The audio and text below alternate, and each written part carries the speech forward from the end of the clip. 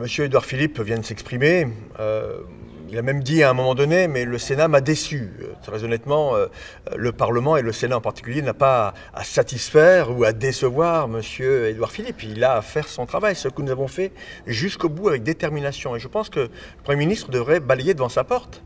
Quand on regarde la commission de l'Assemblée nationale, qui a été sabordée ou qui s'est sabordée sans remettre le moindre rapport, je pense que là, on montre que l'Assemblée nationale a été décevante au regard de l'importance du sujet. Donc je dis à M. Édouard Philippe, attention au danger, il faut respecter le Sénat qui a travaillé de manière objective et transparente. Toutes les auditions ont été publiques, n'importe qui pouvait les regarder et nous accuser de faire de la politique politicienne n'est pas digne de la responsabilité qui est la sienne. Est-ce que cette réaction est un signe aussi de fébrilité du gouvernement et de l'Élysée ?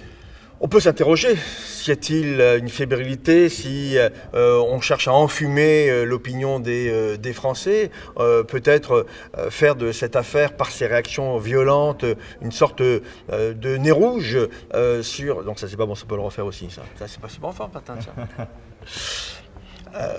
On peut s'interroger sur la fébrilité de l'exécutif sur ce dossier. Objectivement, avec de tels propos, de telles attaques contre le Parlement, contre le Sénat, peut-être que M. Philippe essaye de cacher d'autres sujets, et des sujets qui sont les préoccupations des Français en matière économique et sociale, leur colère pour nombre d'entre eux. Donc l'affaire Benalla est peut-être le symptôme d'un système qui ne marche pas.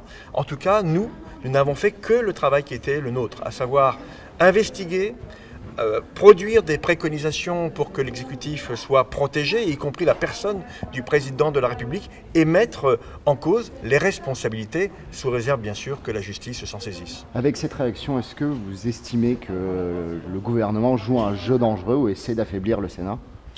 Le Sénat ne sera pas affaibli, nous sommes protégés par la Constitution.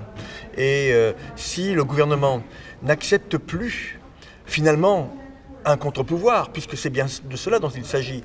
Nous sommes une partie du Parlement, mais qui n'est pas dans le sens souhaité par l'exécutif. Si ne pas aller dans le sens de l'exécutif, c'est devenir totalement critiquable par celui-ci, eh bien il y a effectivement un danger. Attention à la démocrature.